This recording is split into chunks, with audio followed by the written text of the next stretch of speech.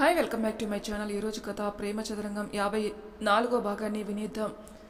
సాయంత్రానికి గౌతమ్ ఇంటికి వస్తాడు. వచ్చి రాగానే టీవీ ఆన్ చేస్తాడు. ఫ్లాష్ న్యూస్ వస్తూ ఉంటుంది.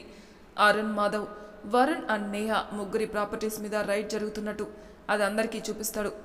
గుడ్ మామా అంటాడు విరాట్. సిద్ధు అండ్ హర్షకి అప్పుడే వాళ్ళు అడిగిన ఇన్ఫర్మేషన్కి సంబంధించిన డీటెయిల్స్ వస్తాయి. అవన్నీ విరాట్ మొత్తం చూసి ఎవరికో ఒక కాల్ చేస్తాడు. అంతే. ఇంకో అరగంటకి మార్కెట్లో అరుణ్, మాధవ్ అండ్ వీళ్ళిద్దరి షేర్ పడిపోయినట్లు స్క్రోల్ అవుతూ ఉంది. విరాట్ అది చూసి ఇప్పుడు నీతో అసలైన ఆట ఆడబోతున్న నేహ అనుకుంటాడు. అక్కడ ఇవన్నీ చూస్తున్న నేహాకి వరుణ్కి పిచ్చెక్కిపోతుంది. కరెక్ట్గా 1 గంటకి పోలీసులు వచ్చి వరుణ్ ఎదురుగా నిలబడి మిమ్మల్ని హరాస్ కేసు కింద ఇంకా మీ మీద జరిపిన రైడ్ అన్ని ఆరోపణలు చూసి అరెస్ట్ చేస్తున్నాం అని అంటారు. ఎవరికో కాల్ చేయబోతుంటే పక్కనే ఉన్న ఇన్స్పెక్టర్ అది లాక్కుని సారీ సార్, మీ మీద నాన్ బెయిలబుల్ వారెంట్ ఇష్యూ అయింది అంటాడు. ఎంత చెప్తున్నా వినిపించుకోకుండా వరుణ్ని అరెస్ట్ చేసి తీసుకెళ్లిపోతారు. నేహాకి పిచ్చి పట్టేస్తుంది. ఆఫీసర్స్ అందరూ మీ ప్రాపర్టీస్ని సీజ్ చేస్తున్నాం, అకౌంట్స్ అన్ని ఫ్రీజ్ చేస్తున్నాం అని చెప్పి అక్కడి నుండి వెళ్ళిపోతారు. ఒంటరిగా ఏ సహాయం లేకుండా అలా ఉంటుంది నేహ. ఒక్కటే ఇంట్లో అక్కడే కూర్చొని ఉంటుంది. ఏం జరుగుతుందో అర్థం కాక అసలు ఆలోచించడానికి కూడా బుర్ర పని చేయట్లేదు. విరాట్ ఇంకా చాలు నాకు అంటుంది మహి. ఏయ్, నిన్నటిదాకా బాగా తిన్నావుగా, మారం చేయకుండా ఇప్పుడేం ప్రాబ్లం లేదని మళ్ళీ ఇలా చేస్తున్నావా? నో, నేను చెప్పినట్టు వినాలి, నువ్వంతే, ఇంకేం మాట్లాడకుండా తిను అంటూ పెడుతూ ఉంటాడు. మొత్తం ఎలాగో పెట్టేసి ఇంక పడుకో నువ్వు అంటూ పైకి లేస్తాడు. మహి విరాట్ చేయి పట్టుకుని ఆపి విరాట్ అని చాలా ముద్దుగా పిలుస్తుంది. బంగారం అలా పిలవకే అంటూ దగ్గరకొచ్చి బుగ్గ మీద గట్టిగా ముద్దు పెట్టి ఇంతకీ ఎందుకింత ముద్దుగా పిలిచారు మా మేడం అంటూ నుదుటిపైన ముద్దు పెడతాడు. మరేమో నాకు ఐస్ క్రీమ్ కావాలి అంటూ అడుగుతూ ఆగిపోతుంది. విరాట్ సీరియస్గా చూస్తూ ఉంటాడు. నాకు కాదు విరాట్, బేబీస్కి కావాలంట అంటూ తన స్టమక్ పైన చూసుకుంటూ కాదా పిల్లలు, నీకు ఐస్ క్రీమ్ కావాలి కదా అంటుంది. విరాట్ మహి నెత్తి మీద ఒకటి పీకి నీకు కావాలనిపించిందని చెప్పు, నా బేబీస్ మీద ఎందుకు చెప్తావు అంటాడు. మహి బుంగముద్దు పెట్టి మొహం పక్కకు పెట్టుకుంటుంది. విరాట్కి మహిని చూస్తే చాలా ముద్దుగా అనిపించింది. పాపం ఐస్ క్రీమ్ తిని దగ్గర 6 months అవుతుంది పాపం. విరాట్ ఒకసారి ఆలోచించి సరే తిందాం పద అంటాడు. నిజంగా అంటూ టక్కున లేస్తుంది. హే మెంటల్, చిన్నగా బేబీస్ ఉన్నారు నీ స్టమక్లో అంటాడు చిరుకోపంగా. సారీ అని ఉండు, నేను చేంజ్ చేసుకుని వస్తా, వెళ్దాం అంటుంది. విరాట్ నవ్వి అవసరం లేదు, నా బంగారం ఇలా కూడా బాగుంది అంటూ తనని మెల్లగా ఎత్తుకుని కిందికి తీసుకెళ్తాడు. వెళ్ళేటప్పుడు సిద్ధుకు చెప్పి వెళ్తాడు. అలా వెళ్తూ ఇవాక దగ్గర ఆపుతాడు. మహిని నెమ్మదిగా దింపి లోపలికి తీసుకెళ్తాడు. అప్పటికి హోటల్లో ఎవరు ఉండరు. మహి డౌట్గా విరాట్ వైపు తిరిగి ఎవరూ లేరేంటి విరాట్, ఇంకా టైం 9గా, ఇక్కడ 10 వరకు ఉంటారు కదా అంటుంది. విరాట్ నవ్వి ఒక 2 hours టోటల్గా నేనే రిజర్వ్ చేసుకున్నానులే అంటాడు. మహి నవ్వుతుంది. ఎందుకు అలా అందరితో తింటాం కదా అంటుంది. విరాట్ మహి పక్కకొచ్చి తన స్టమక్ మీద చెయ్యి వేస్తూ ఈ టైంలో అసలు నేను బయటికి తీసుకురాకూడదు, కానీ నీ గోల చూసి తీసుకొచ్చా, నా బేబీస్కి ఎవరి దిష్టి తగలకూడదు అందుకే అంటాడు మహి వైపు తలెత్తి చూస్తూ. ఈలోపు బ్యారర్ వచ్చి ఆర్డర్ అడుగుతాడు. మహి చాక్లెట్ లావా కావాలని అడుగుతుంది ఎగ్జైట్ అవుతూ. ఇద్దరు కూర్చొని మాట్లాడుకుంటూ ఐస్ క్రీమ్ని ఎంజాయ్ చేస్తూ ఉంటారు. యాక్చువల్లీ విరాట్ తినిపిస్తూ ఉంటే మహి మాటలు చెప్తూ తింటూ ఉంది. తర్వాత ఇద్దరు ఇంటికి వచ్చేస్తారు. విరాట్ మహిని పడుకోబెడుతూ నుదుటిపైన ముద్దు పెట్టి ఇంకా పడుకో బంగారం, నాకు చిన్న పనుంది, 1 గంటలో వచ్చేస్తాను అంటాడు. త్వరగా వచ్చే విరాట్, నువ్వు లేకుంటే మా నలుగురికి నిద్ర పట్టదు అంటుంది. నలుగురా అంటాడు ప్రశ్నార్థకంగా చూస్తూ విరాట్. అవును, మన 2 బేబీస్, మధు ఇంకా నేను అంటుంది నవ్వుతూ. విరాట్ కళ్ళ నిండా నీళ్ళతో వచ్చేస్తా, ఇప్పుడు నువ్వు పడుకోమ్మా అంటాడు. మహిని నిద్రపుచ్చి విరాట్ కారు తీసుకుని ఒక్కడే బయలుదేరతాడు. కానీ అది గౌతమ్ చూస్తాడు. విరాట్ డైరెక్ట్గా తన బంగ్లాకి వెళ్ళి అక్కడ పడి ఉన్న వాడిని లేవనెత్తి వాడిని కారులో పడేసి పోనిస్తాడు. 1 అరగంటకి నేహ ఇంటి ముందు కారు ఆపుతాడు. అర్ధరాత్రి అవడం వల్ల చుట్టూ ఎవరు లేరు. రైడ్ జరిగేసరికి కనీసం వాచ్మెన్ కూడా లేడు. కారులో ఉన్న వాడిని అలానే కుక్కను లాక్కెళ్తున్నాడు. డోర్ని గట్టిగా తూసి ఎంటర్ అవుతాడు. అక్కడ ఆల్రెడీ నిద్రకి దూరమై ఆల్మోస్ట్ పిచ్చిగా ధైర్యాన్ని కోల్పోయి ఉంది నేహ సోఫాలో కూర్చుని. విరాట్ రాకతో తలెత్తి చూస్తుంది. వాడి పక్కనున్న కిల్లర్ని చూసి స్టన్ అవుతుంది. విరాట్ డైరెక్ట్గా వాణ్ణి దాని కాళ్ళ దగ్గర పడేసి ఎదురుగా ఉన్న సోఫాలో కూర్చుంటాడు. నేహ వైపు చురుగ్గా చూస్తూ పిడికిలు బిగించి ఎలా ఉంది నా దెబ్బ అంటాడు. నేహ షాక్తో అంటే ఇవన్నీ ఇదంతా నువ్వు నువ్వు అంటూ ఆగిపోతుంది. అవును నేనే చేశాను అంటూ పైకి లేచి దాని చెంప మీద ఒక్క పీకు పీకుతాడు. అంతే, నేల మీద పడుతుంది. పెదవి పగిలిపోయి కళ్ళు తిరుగుతాయి. అలాగే కళ్ళు తెరవలేక రెప్పలు ఆడిస్తూ కళ్ళు మూస్తూ తెరుస్తూ ఉంది. దాని జుట్టు పట్టుకుని పైకి లేపి, ఏంటే నొప్పిగా ఉందా అంటూ కళ్ళల్లో నీళ్ళతో, మరి నా మధుకి ఇంకెంత నొప్పిగా ఉండుంటుందే అంటాడు చాలా కోపంగా కసిగా. నేహ కాస్త తేరుకుని నవ్వుతూ, హే విరాట్, ఏంటి చంపుతావా, చంపు దా అంటూ రెచ్చగొడుతుంది. నేహాని నేలకేసి విసిరేసి, ఛీ నీలాంటి దాన్ని చంపి నేనెందుకే నా మధుని బాధ పెడతాను అంటాడు. ఓ అయితే నీ మాజీ ప్రేమికురాల్ని ఇప్పటి ప్రేమికురాలతో చెప్పిందా, అంతా విని చూసినావన్నమాట అంటుంది చాలా వెటకారంగా.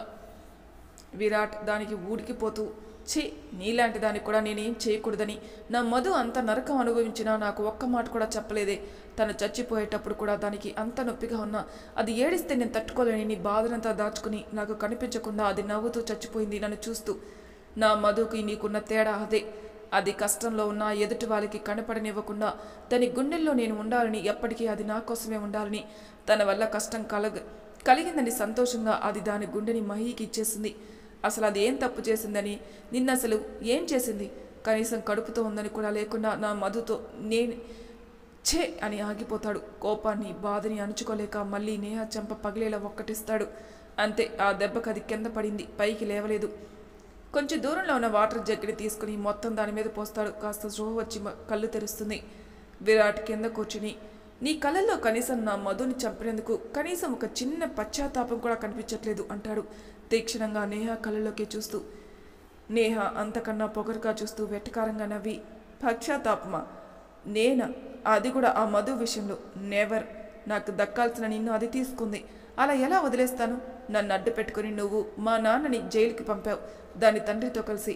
అందుకే నాకు నీ మీద పగ. నిన్ను ఆ గౌతమ్ని ఒకేసారి దెబ్బతీయాలని చూశాను. అది కేవలం మధు వల్లనే అవుతుంది. దాన్ని చంపేస్తే అటు నువ్వు ఇటు ఆ పోలీస్ కుక్క నీ ఇద్దరు పడిపోతారు. కానీ మామూలుగా చంపితే నా పగ ఎలా తీరుతుంది? అందుకే ముందు నిన్ను దాన్ని మీ ఇంటి నుండి నీ వాళ్ళ నుండి దూరం చేశాను. అసలు ఆ రోజు మీ ఇంట్లో జరిగిన దానికి కారణం నీ తండ్రి అనుకున్నావు, కానీ కాదు, అలా జరిగేలా చేసింది నేను. నీకు ఆ ప్రాజెక్ట్ ఎంత ఇంపార్టెంటో అనేది నాకు బాగా తెలుసు. అందుకే నీ ప్రాజెక్ట్ లీక్ అయినట్టు అది మీ నాన్ననే నీ దగ్గరుండి తెలియకుండా దొంగలించిన సృష్టించాను అంటుంది. గతం. విరాట్ తన తండ్రి ఎందుకు దూరంగా ఉన్నాడో ఇప్పుడు చూద్దాం రండి. అనుకోకుండా విరాట్కి అశోక్కి ఒకే ప్రాజెక్ట్ టెండర్ వేస్తారు. కానీ ఆ ప్రాజెక్ట్ అశోక్కే వెళ్తుంది. యాక్చువల్గా అయితే అది విరాట్కి రావాల్సింది, కానీ ఎవరో తన టెండర్ ఫైల్ని మార్చేశారు. ఇంట్లో ఉన్న నేహ అది అశోక్కే మార్చినట్టుగా క్రియేట్ చేసింది. మొదటి నుండి అశోక్కి విరాట్ అలా వేరే కంపెనీ పెట్టడం అంత నచ్చదు. అందుకే అది అశోకే చేశాడనుకొని ఆ రోజు గొడవ పడుతూ ఉంటారు. వీరిద్దరూ పడుతున్న గొడవ చూసి ఇంట్లో అందరూ భయపడతారు. విరాట్ అరుపులతో మాటలతో విసిగిపోయిన అశోక్ విరాట్ మీద చెయ్యెత్తుతాడు. కానీ అదే టైంకి మధు అడ్డుపడుతుంది. విరాట్కి తగలాల్సిన దెబ్బ మధుకి తగిలి అక్కడే పడిపోతుంది. దెబ్బ గట్టిగా తగిలేసరికి విరాట్ ఇంకా ఇంట్లో అందరూ కంగారుగా వస్తారు. మధుని ఎంత కదిపినా లేవలేదు. విరాట్ కోపంగా అశోక్ వైపే చూస్తూ, ఛీ నువ్వు అసలు మనిషివే కాదు అసలు అంటూ మధుని తీసుకుని వెళ్ళిపోతాడు. అందరూ కంగారుగా హాస్పిటల్కి వస్తారు. విరాట్ ఇంకా కోపంగానే ఉంటాడు. మధుకి అప్పుడే స్పృహ వస్తుంది. విరాట్ వెంటనే డాక్టర్తో మాట్లాడొస్తాడు. అప్పుడే ఆర్తి కూడా మధుని నెమ్మదిగా నిలబెట్టి విరాట్ వైపు చూస్తూ, కన్నయ్య వెళ్దామా, పద నువ్వు వెళ్ళి కారుతి అంటుంది మధుని నెమ్మదిగా నడిపిస్తూ. విరాట్ కోపంగా, అమ్మా ఎక్కడికి? ఇంక మీదట మధు నేను ఆ ఇంట్లో ఉండట్లేదు అంటాడు. ఆ మాటకి షాక్ అయిపోతారు అందరూ. విరాట్ ఏం మాట్లాడుతున్నావు? చిన్న విషయాన్ని పెద్దది చేయకు అంటుంది సీత. విరాట్ కోపంగా, లేదు, ఒక్కసారి నేను చెప్పానుగా, ఇంకా మధు నేను ఆ ఇంట్లో ఉండట్లేదు, ఆ మనిషి ఉన్న ఇంట్లో నేను ఉండను అంటూ అలా ఆ రోజు మధు ఎంత చెప్తున్నా వినకుండా అక్కడి నుండి వేరుగా వెళ్ళిపోతాడు. ఆ తర్వాత కొన్ని రోజులకి మధు చనిపోయేసరికి విరాట్ అశోక్ మీద ఇంకా కోపం పెంచుకుంటాడు. ఎందుకంటే మధు అలా ఒక్కటే ఉండడానికి కారణం అశోకే అని, తను ఒంటరిగా ఉండడం వల్లే ఆ రోజు ఒక్కటే అలా కార్ డ్రైవ్ చేసి యాక్సిడెంట్ అయిందని. ప్రస్తుతం అలా ఆ రోజు నిన్ను నీ కుటుంబాన్ని దూరం చేశాను. అప్పుడు మధు కూడా ఒంటరిగా దొరుకుతుంది. అది అలా ఒంటరిగా వెంటనే దొరకలేదు. దానికి తోడు ఆ రంగమ్మని పెట్టావు ఇంట్లో. కానీ ఆ ముసలిది మధు ఎప్పుడు వదిలిపెట్టకుండా అదేదో దాని కూతురు అన్నట్టు చూసుకునేది. మధు కూడా ఆ ఇష్టంతోనే రంగమ్మని పెద్దమ్మ అని పిలిచేది. మహి విరాట్ మొదటిసారి కలిసినప్పుడు మీడియా విషయంలో మాట్లాడాలి అనే ప్రాసెస్లో ఒక ఇంటికి వెళ్తుంది, గుర్తుందా? అప్పుడు అక్కడ ఫ్రెష్ అవుతుంది. ఆ ఇల్లు ఎవరితో కాదు, విరాట్ మధులు వేరుగా వచ్చాక ఉన్న ఇల్లు. ఆ రోజు మహి కూడా రంగమ్మని మధులాగే ప్రేమగా పెద్దమ్మ అని పిలిచేసరికి ఆ రోజు రంగమ్మ ఎమోషనల్ అవుతుంది. విరాట్ కూడా మధు గుర్తుకొచ్చి అలా అయిపోతాడప్పుడు. అందుకే కొన్ని రోజులు ఆగాల్సి వచ్చింది. ఒకరోజు రంగమ్మ వస్తుంటే దారిలో దానికి ఒక చిన్న యాక్సిడెంట్ చేయించాను. దాంతో ఆ రోజు అది పనిలోకి రాలేకపోయింది. కానీ అది పనిలో రాలేదని నువ్వు ఉండిపోయావు. కానీ కంపెనీలో ఇష్యూ క్రియేట్ చేసి నిన్న అక్కడ లేకుండా చేశాను. మధు బలవంతం మీద ఆ రోజు నువ్వు కూడా కాస్త ఎర్లీగా వెళ్ళిపోయావు. అప్పుడే నాకు ఆ మధు ఒంటరిగా దొరికింది అంటూ రాక్షసిలా పిచ్చి పట్టిందల్లా నవ్వుతోంది విరాట్ని చూస్తూ. ఆ రోజు జరిగింది తలుచుకొని మనసులో ఆ రోజు నేను వెళ్ళకపోయి ఉంటే నా మధు అంటూ ఇంకా ఆలోచించలేకపోయాడు విరాట్. ఒక్కసారిగా కోపం కట్టలు తెంచుకుంది. అది ఎలా కంట్రోల్ చేసుకోవాలో తెలియక నేహ చేయి పట్టుకుని దాని చూపుడు వేలు విరిచేస్తాడు. నొప్పితో గిలగిల్లాడింది. ఏ నొప్పిగా ఉందా? ఒక వేలు కాస్త వంచితేనే నొప్పికి విలువెల్లాడుతున్నావే. మరి నా మధు ఆ రోజు ఆ పిచ్చి కుక్క చేత అంటూ ఆ కిల్లర్ వైపు తిరిగి వాడి జుట్టు పట్టుకుని పైకి లేపి వాడిని నేహ ముందు పడేసి వాడి గొంతు పట్టుకుని వాడి మొహంపై పిడిగుద్దులు గుద్దుతూ నా మధు కడుపు పైన కొట్టించావే, మరి ఆ బాధకి నా మధుకి ఎంత నొప్పిగా ఉండుంటుంది అంటూ వాడిని అలా కొడుతూనే మాట్లాడతాడు. విరాట్ని అక్కడ తన చేతిలో దెబ్బలు తింటున్న వాడిని చూసి నేహాకి భయం వేసింది. ఒంటికి చెమటలు పట్టేశాయి, వణికిపోతుంది. విరాట్ వాణ్ణి పక్కన పడేసి నేహ గొంతు పట్టుకుని, అందుకే నీకు ఆ నొప్పి ఎలా ఉంటుందో తెలియాలి. నీ కళ్ళ ముందు నీ వాళ్ళు బాధపడుతుంటే ఎలా ఉండాలో చూడాలి అంటాడు. నేహ అర్థం కానట్టు మొహం పెడుతుంది. ఇంకో పక్క భయం. విరాట్ తలుపు వైపు తిరిగి కమిన్ అంటాడు. గౌతమ్, అరుణ్, మాధవ్ కాలర్ పట్టుకుని లోపలికి తీసుకొస్తాడు. నేహ ఆశ్చర్యపోయి డాడ్ అంటుంది. అరుణ్, మాధవ్ చేతులు కాళ్ళు కట్టేసి ఉంటాయి. నోటికి ప్లాస్టర్ వేసుంటుంది. తలపై గన్ పెట్టి ఉంటాడు గౌతమ్. విరాట్ నేహ వైపు తిరిగి, ఏంటి మీ నాన్న ఇలా వచ్చాడని చూస్తున్నావా అంటాడు. నేహ విరాట్ వైపు చూస్తుంది. చెప్పాగా నిన్ను చంపని కానీ లైఫ్ లాంగ్ ఏడుస్తూ ఉండేలా చేస్తా అంటూ గౌతమ్ వైపు తిరుగుతాడు. విరాట్ గౌతమ్ని చూస్తూ, మామా కానివ్వు అంటాడు. గౌతమ్ గన్ పట్టుకుని అరుణ్, మాధవ్ని గోడకి నెడతాడు. నేహాకి అంతా అర్థమవుతుంది. వెంటనే no no Virat, don't do this అంటూ భయంగా అంటూ ఉంటుంది. విరాట్ గట్టిగా మామా అంటాడు. గౌతమ్ కరెక్ట్గా బుల్లెట్ షూట్ చేస్తాడు. అది వెళ్ళి కరెక్ట్గా అరుణ్ బ్యాక్ సైడ్ నడుం దగ్గర దిగుతుంది. వెర్టిబ్రల్ కాలం మీద. అంతే. అరుణ్ నొప్పితో గిలగిల్లాడుతూ అంటూ మాట బయటికి రాక గట్టిగా సౌండ్ చేస్తూ ఉంటాడు. నేహ వెంటనే వెళ్ళాలని చూస్తుంది. కానీ హే, బాధగా ఉందా? ఉండు, అప్పుడే అయిపోలేదు అంటాడు నేహాని వెళ్ళనివ్వకుండా. నేహ విరాట్ని చూస్తూ, విరాట్ చాలా తప్పు చేస్తున్నావు, నువ్వు చట్టానికి ఆన్సర్ ఇవ్వాల్సి వస్తుంది అంటుంది. విరాట్, గౌతమ్ ఇద్దరు నవ్వుతారు. గౌతమ్ పక్కనే ఉన్న రిచర్డ్ని చూసి, రిచర్డ్, హంతకుడికి మెడికల్ చెకప్ చేయించుకుని వెనక్కి వస్తుంటే అదే అదనుగా భావించి హంతకుడు నిన్ను షూట్ చేసి తప్పించుకోవాలని చూశాడు అంటూ రిచర్డ్ వైపు తిరుగుతాడు. రిచర్డ్ కాస్త అసహనంగా చూస్తూ, నాకు తప్పుతుందా? కానివ్వండి, this is the 6th time అంటూ కళ్ళు గుండ్రంగా తిప్పుతూ తప్పదు అనుకుంటూ చేతి మీద షూట్ చేసుకుంటాడు. బాధని ఆపుకుంటూ గౌతమ్ వైపు తిరిగి, కానివ్వండి సార్, చెల్లిని అంత దారుణంగా హింసించి చంపిన వాళ్ళు అసలు ఉండకూడదు, పనిష్ దెమ్ అంటాడు. రిచర్డ్ మధుని ఒక చెల్లిలాగా చూసుకుంటూ ఉంటాడు. Gautam Richard go take the treatment అని అంటాడు. రిచర్డ్ ఇంకొకరు సహాయంతో అక్కడి నుండి వెళ్ళిపోతాడు. విరాట్ నేహ వైపు తిరిగి, నో కోర్ట్, నీ కేస్ నథింగ్ అంటాడు. నేహాకి అప్పటికే తన పొజిషన్ అర్థమైపోయి ఉంటుంది. విరాట్ నేహాని వదిలి, ఇప్పుడు తెలుస్తుందా? నీ తండ్రి నీకు తోడుండడు. నీ అన్న అక్కడ జైల్లో ఓచలు లెక్క పెడతాడు. నీ మనుషులు నిన్ను వదిలి వెళ్ళిపోయారు. కారణం, ఇప్పుడు నువ్వు వాళ్ళని పోషించేంత డబ్బులు లేవు. కరెక్ట్గా చెప్పాలంటే ఇప్పుడు నువ్వు తినాలని చూస్తున్న నీ దగ్గర డబ్బులు లేవు.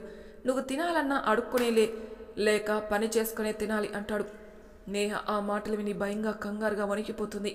విరాట్ నేహ వైపుకి తిరిగి, కానీ అంటూ నేహ చేతిలో ఒక గన్ పెట్టి గట్టిగా పట్టుకుని తన ఎదురుగా పడిన ఆ కిల్లర్ని షూట్ చేస్తాడు తన చేత. నేహ కంగారుగా అరుస్తూ గన్ వదిలేస్తుంది. నో నో అంటూ వెనక్కి వెళ్ళి సోఫాలో భయంతో కూర్చుండిపోతుంది. ఒక 5 నిమిషాల నిశ్శబ్దంతో నిండిపోయింది. విరాట్ నేహ దగ్గరికి వెళ్ళి, అదేంటి నేహ అలా చంపేశావు అంటాడు. లేదు, నేను చంపలేదు అంటుంది గట్టిగా. ఏయ్, అయినా అంత కంగారు ఎందుకు పడుతున్నావు? ఎప్పుడు హత్య చేయనట్టు నా మధుని చంపావుగా. పైగా నా మహిని కూడా చంపాలని చూసావు. అది కుదరలేదని దాని కడుపులో బిడ్డని మా చేతులతో మేమే చంపుకోవాలని, బిడ్డని కంటే అది చచ్చిపోతుందని క్రియేట్ చేశావు కదా అంటాడు. నేహ భయంగా చూస్తూ ఉంటుంది. ఆల్మోస్ట్ పిచ్చి పట్టేస్తుంది. అలానే వణుకుతూ ముడుచుకుపోతూ ఉంటుంది. విరాట్ గట్టిగా, మరెందుకు ఇంకా భయపడుతున్నావు అని గట్టిగా అరుస్తాడు. నేహ బెదిరిపోతుంది. విరాట్ నవ్వుతూ, అందుకే నా మధుని బాధ పెట్టినందుకు, తనని నా నుండి వేరు చేసినందుకు, ఇప్పుడు మహిని బాధ పెడుతున్నందుకు ఇప్పుడు నువ్వు కూడా జైల్లో ఉంటావు అంటాడు. నో నో నెవర్ అంటుంది వణుకుతూ నేహ. విరాట్ నేహాని ఇంకా భయపెడుతూ, అక్కడ రోజు చిప్పకొడు తిను, అక్కడ వాళ్ళు కొట్టే దెబ్బలకి రక్తం రావాలి, ఒళ్ళొంచి పనిచేయి, వాళ్ళు హోనం అవ్వాలి నీకు, అక్కడ నీ ఇలాంటి రాక్షసుల మధ్య బతుకు అని పక్కకి వచ్చేస్తాడు. నేహ అదంతా తలుచుకుని, లేదు లేదు, అలా జరగడానికి వీల్లేదు అంటూ పక్కనే ఉన్న గన్ తీసుకుని తనని తాను షూట్ చేసుకోవాలనుకుంటుంది. కానీ విరాట్ అది లాగేసుకున్నాడు. నో, నువ్వు ఇంత ఈజీగా చేస్తే ఎలా, నేను అలా చావని అంటాడు. గౌతమ్ ఎవరికో కాల్ చేస్తాడు. ఇదంతా జరుగుతుండగా నేహాకి అప్పటికే పిచ్చి పట్టేస్తుంది.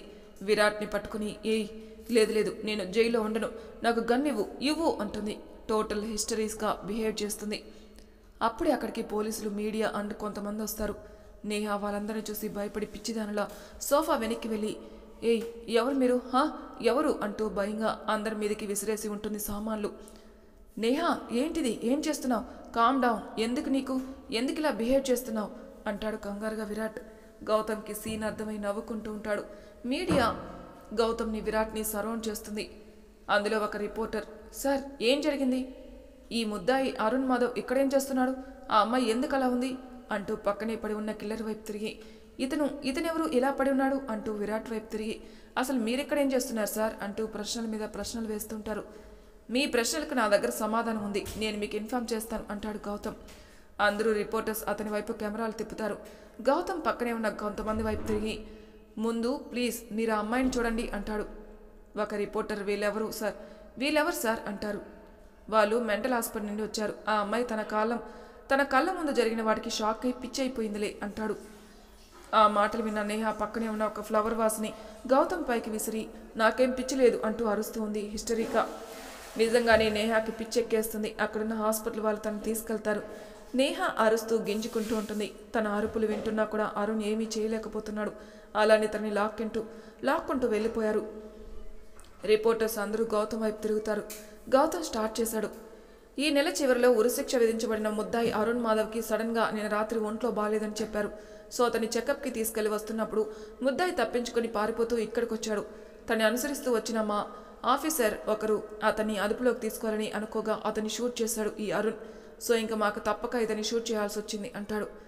రిపోర్టర్స్ వచ్చేలోపే అరుణ్ నోటికి ఉన్న ప్లాస్టర్ అన్నీ తీసేసి జస్ట్ చేతులకి బేడీలు మట్టుకు ఉంచుతారు. తర్వాత కింద పడి ఉన్న కిల్లర్ వైపు చూపిస్తూ, ఇతనికి వీళ్ళకి ఏదో సంబంధం ఉన్నట్టుంది, సో ఇతను కూడా ఇక్కడికి వచ్చాడు అరుణ్కి హెల్ప్ చేయడానికి. సో మా ఆఫీసర్స్ ఇతనికి ఇలా చేయాల్సి వచ్చింది. ఇతను ఎక్కడ దొరికిపోతాడన్న భయంతో ఆ అమ్మాయి, అంటే అరుణ్ వాళ్ళ కూతురు నేహ టెన్షన్తో ఇతన్ని షూట్ చేసింది. అతను స్పృహ కోల్పోయాడు అంటూ పక్కనే ఉన్న డాక్టర్ని పిలిచి అరుణ్ని అండ్ ఆ ముద్దాయిని అక్కడి నుండి ట్రీట్మెంట్ కోసం తీసుకెళ్ళమని చెప్తారు. అంతా అయిపోయాక రిపోర్టర్స్ వైపు తిరిగి ఇంకా విరాట్ అని ఏదో చెప్తుండగాని అందరూ విరాట్ వైపు తిరిగి పిక్స్ తీస్తూ ఉంటాడు. ఉఫ్ అని గౌతమ్ అనుకుంటూ విరాట్ వైపు చూస్తారు. విరాట్ నవ్వి రిపోర్టర్స్ని చూస్తూ, యాక్చువల్లీ నేను నా వైఫ్తో బయటికి ఐస్ క్రీమ్ తినడానికి వెళ్ళాము. అక్కడ అయిపోయాక తిరిగి ఇంటికి వచ్చాక ఎవరో మమ్మల్ని గమనిస్తున్నట్టు అనిపించింది. నేను అనుమానంతో చూసేసరికి అతను అక్కడ నుండి పరిగెత్తడం స్టార్ట్ చేశాడు. అతన్ని ఫాలో చేస్తూ నేను కూడా ఇక్కడికే వచ్చేసాను.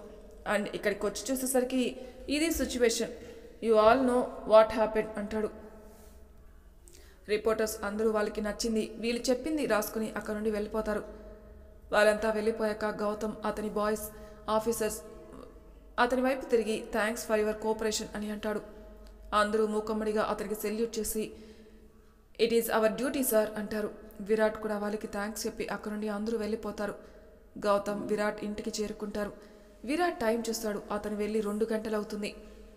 గౌతమ్ విరాట్ వైపు తిరిగి తన భుజం మీద చేయి వేసి, మధుకి నచ్చినట్టు తనని కష్టపెట్టకుండా వీళ్ళకి కోర్టు శిక్ష వేయకుండా వాళ్ళకి కరెక్ట్గా శిక్ష పడేలా చేస్తావు అంటాడు. అప్పుడే అక్కడికి వచ్చిన హర్ష అది విని, ఏమన్నారు నాన్న అంటాడు. ఇద్దరు హర్ష వైపు చూసి, విరాట్ హర్ష సిద్ధుతో కలిసి ఒక 5 మినిట్స్ స్టడీ రూమ్కి రండి అని అక్కడ నుండి గౌతమ్తో వెళ్ళిపోతాడు. 2 నిమిషాలకి అందరూ అక్కడికి వెళ్తారు. గౌతమ్ అక్కడ జరిగిందంతా వాళ్ళిద్దరికి చెప్తాడు. హర్ష హ్యాపీగా ఫీల్ అవుతాడు. కానీ సిద్ధు ఏదో ఆలోచిస్తాడు. విరాట్ అది గమనించి, ఏమైంది సిద్ధు అంటాడు.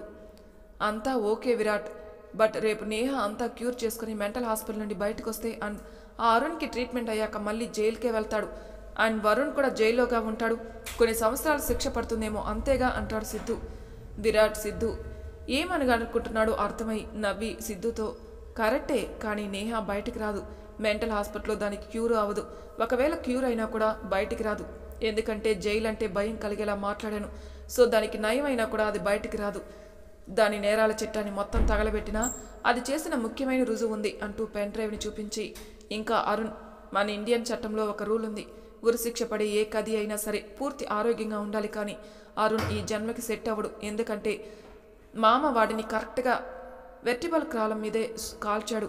ఈ పాటికే వాడి కాళ్ళు చేతులు మాట అన్నీ పడిపోయాయి. సో వాడి జన్మకి లేవలేడు. అతన్ని రిహాబిలిటేషన్కి తీసుకెళ్లి వదిలేస్తారు. ఇంకా వరుణ్ విషయానికి వస్తే అంటూ హర్ష వైపు తిరిగి, హర్ష, వరుణ్ మీ విషయంలో కాకుండా ఇంకేమైనా తప్పులు చేశాడా అని అడుగుతాడు. హర్ష ఆలోచిస్తూ, లేదు, అసలు అతనికి డబ్బు ఉందనే పొగరుతో చిన్న చిన్న తప్పులు చేశాడు, కానీ ఎవరి ప్రాణమో తీయలేదు అంటాడు. అందుకే వాడికి జీవితాంతం శిక్ష అనుభవిస్తాడు జైల్లో ఉండి చేసిన తప్పులకి, కానీ చంపను అని అంటాడు. గౌతమ్ నవ్వి, నీకు కొంచెం జాలి చూపించినట్టు లేదు అని అంటాడు విరాట్ని చూస్తూ. విరాట్ నవ్వి, పోనీలే మామ, ఆ తండ్రి కూతుర్ని చూసుకోవడానికి ఒకరు నా అన్న వాళ్ళకి ఉండాలి కదా. పండక్కి వాటికి బయటకు వెళ్ళడానికి జైల్లో పర్మిషన్ ఇస్తారు కదా. కనీసం ఎప్పుడైనా వెళ్ళి చూసుకొని వాడు మారితే కోర్టే వాడిని వదులుతుంది అండ్ బయటకు వచ్చినా కూడా అంటూ వెనక్కి తిరిగి పాకెట్లో చేయి పెట్టుకుంటూ, నా సర్వేలెన్స్ నా కనుచూపులోనే ఉంటాడు. ఐ విల్ బీ వాచింగ్ అంటాడు. ముగ్గురు విరాట్ని చూస్తూ ఉండిపోతారు. సరే అందరూ వెళ్ళి పడుకోండి, ఇంకా చాలా లేట్ అయింది అంటాడు విరాట్. అందరూ వెళ్ళి పడుకుంటారు. విరాట్ రూమ్లోకి వెళ్ళేసరికి మహి బెడ్ పైన కూర్చొని ఆలోచిస్తూ ఉంటుంది. ఏయ్, నువ్వు ఇంకా పడుకోలేదా అని అడుగుతాడు విరాట్. మహి ఆలోచన నుండి బయటకు వచ్చి విరాట్ దగ్గరికి వెళ్ళి గట్టిగా హక్ చేసుకుంటుంది. విరాట్ కూడా మహిని పట్టుకుని తన తలపైన చెయ్యి వేసి, ఏమైంది మహి అని అడుగుతాడు. మహి వదిలి టీవీ ఆన్ చేస్తుంది.